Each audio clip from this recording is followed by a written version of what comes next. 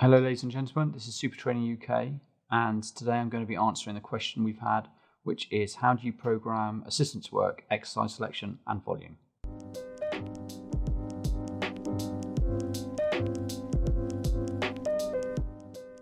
So first things first, what is an assistance exercise? Now normally when we use the term assistance, we're talking about something that isn't the competition squat, bench or deadlift. It can be something which is very similar to it, but not the exact one you do. So you might have an assistance exercise for someone who is a sumo deadlifter. Their assistance exercise might be a conventional deadlift and vice versa. So that's what an assistance exercise is. Depending on the block of training that you're doing, the phase in the year that you're in, the importance of assistance work is going to vary. So if you're coming into a competition time or near competition, we generally refer to that as the peak, and that can last, 6 to 8 weeks roughly most of the time. And when you're peaking, what you're doing is ramping up the intensity of your main lift, probably lessening the amount of assistance work you're doing because the focus is all on that 1 rep max strength. When you're furthest away from a competition, you tend to be in a muscle building phase or a hypertrophy phase, the technical term for it. And in those cases, assistance work plays a larger part. In fact, it might actually be all assistance work in your program for a while, to give your body a break from the competition lift. So when you think about it, it's important to think about what phase of training we're in as to the importance of the role that assistance plays. And also, assistance is quite all-encompassing. So most powerlifters need to be doing a decent amount of core work, generally speaking loaded core work as well. So not just body weight,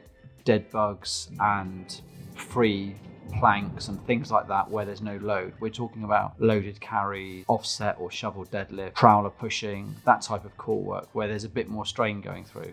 So that's considered assistance as well. And again, that's going to be there most of the year round, but you might bulk that up in the off season or the hypertrophy season and then reduce it a little bit as we're coming into the peak. So now we've considered that, where you are in your phase of training, we're going to talk about the actual assistance exercise you're looking at. You can go close to competition lift or far away from competition lifts. So how specific do we want this assistance work to be? If you were to do a one board bench press, one board on your chest, taking it down and going up, that's quite close to a competition bench press. You could use the same width grip and there'll be a lot of crossover. If you did a high incline bench with dumbbells pressing, that's a long way away from a competition lift.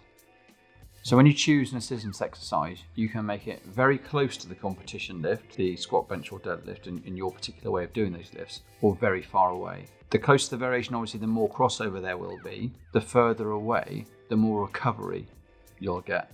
So if you do bench press and you grip a certain width on the bar and you move it in 2 inches each hand for your assistance work, it's going to be very similar, but it won't be exact. So you'll get some crossover, but not 100%. At the same time, you're not going to be resting those muscles at all. So a lot of the time when we give assistance work, it's almost like an active recovery sometimes, that we want to give the joint and the muscles a bit of a break because they're being hammered so much from the heavy weights. So that's the question you've got to ask yourself. What role is that assistance work playing at that particular time in that program? If we're coming into the peaking phase, the assistance work that I give will all be quite light, and I might even give a little bit of isolation work, so single joint work around that. I won't tend to give much explosive work at all with assistance work, again, because it's quite stressful on the central nervous system. We don't want that when we're coming into a competition. If we're looking further away from competition, hypertrophy is the aim. I'll have a bigger mix of exercises. You can go further away from competition lifts, you can go close. You can try out new techniques. If you've been stuck with a certain position, grip or stance width or anything, during your hypertrophy block is a good time to change that and just see how it feels. You might be training almost all the year round with one particular technique and you never get a chance to change it.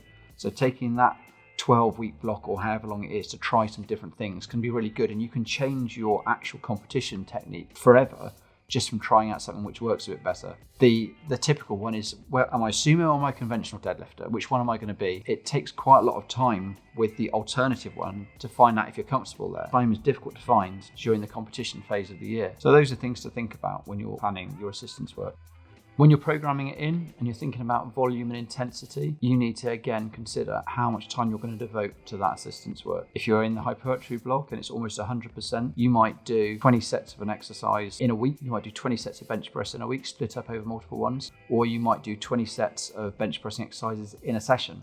it really depends. It depends how you're going to increase volume as well. Do you want to add sets as you go each week? I'm going to be doing this full return to exercise program, and in that you'll see there'll be a progression each week of volume and intensity. And that's something that you, if you're programming yourself or your coach, should have programmed in. If I do 5 sets of 5 on an exercise and it's okay, where do I increase it? Do I increase the weight? Do I increase the reps and make it maybe 5 sets of 6? Or do I add another set on and make it 6 sets of 5? Or do I reduce my rest? So you've got all these things you can do to make the workout harder, and you can play around with all those and phase them in and alternate them and mix in different ones, but it should all be within a big plan. That plan is to just increase the amount of work you're capable of during that phase of training. So what are the best assistance exercises for powerlifting? So this is really controversial, and every coach is going to have different opinions depending on what you want and what type of technique you have and which lift you're struggling with. This will change a little bit, but I'll give you some of my favorites. Some exercises which I think are underrated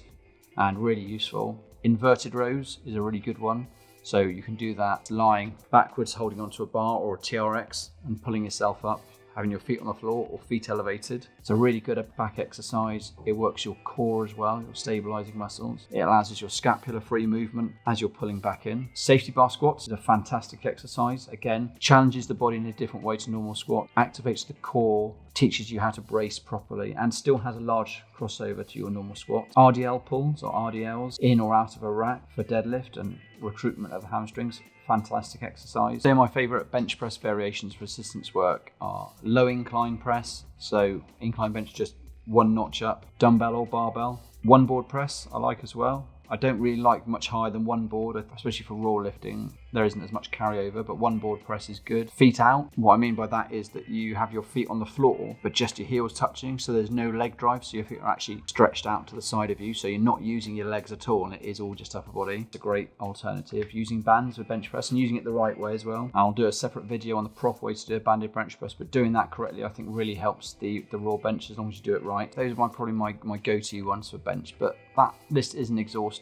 You can just change the grip position like I've said before. If you've got something like a Duffalo bar and you've got good shoulder health and good shoulder mobility, a Duffalo bench press is a really good alternative. I wouldn't go super heavy on that. The football bar can be good. Give your shoulders a bit of a rest. That can be a really useful one. So there's loads of alternatives you can use. With the lower body, I do like including some unilateral work. Bulgarian split squats are great. Single leg deadlifts with a dumbbell or kettlebell are good. Again, there's a good crossover for core stability work and adductor firing. You need to look at a powerlifter. They are an all-over athlete as well as just a 3 lift. We want to make them strong and functional for real life, so we need to include that core stability stuff as well.